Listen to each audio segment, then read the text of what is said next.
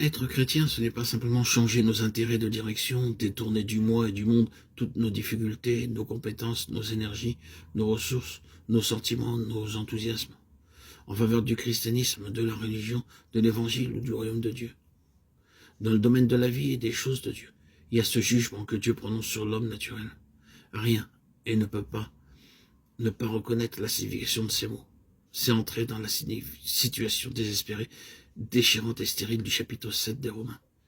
S'il y a quelques aspirations spirituelles authentiques, une lutte infructueuse s'en suivra.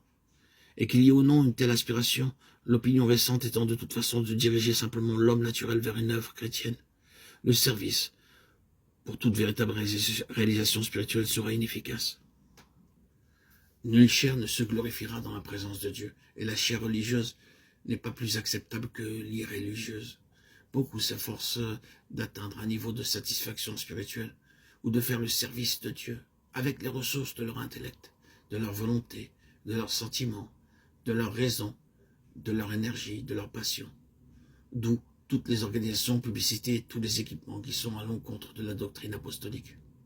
Non, pour être agréé pour le service, il faut un homme nouveau.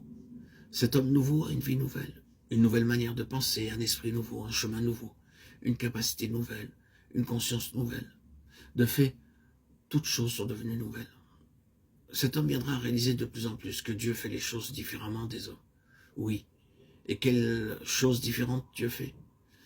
Les objectifs de Dieu, les méthodes de Dieu, les moyens employés par Dieu, l'heure de Dieu sont une éducation et souvent une discipline pour cet homme en Christ.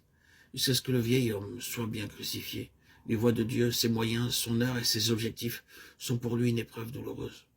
Et soit il se révoltera et abandonnera, soit il descendra dans les profondeurs voulues par Dieu.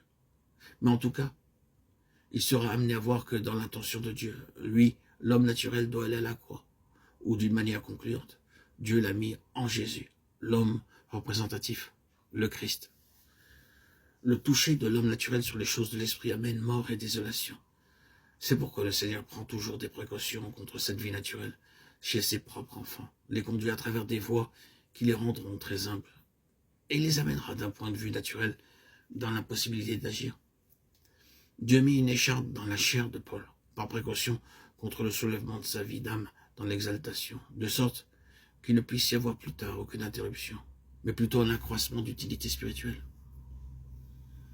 Nous avons une connaissance très limitée de nos propres sources naturelles d'action, les motifs, la nature de nos désirs, même pour des bénédictions spirituelles, les intérêts personnels dans le royaume de Dieu, le besoin irrésistible de posséder, d'être satisfait, d'avoir de l'influence, d'être reconnu, d'être indépendant, et une multitude d'autres éléments de notre constitution. Le Seigneur sait combien toutes nos sources de vie et d'expression sont empoisonnées et corrompues. Il ne nous conduira pas dans une introspection ou une auto-analyse, mais il nous fera savoir quel est son propre verdict sur l'homme naturel, et nous demandera d'accepter les exigences divines, c'est-à-dire qu'il soit crucifié.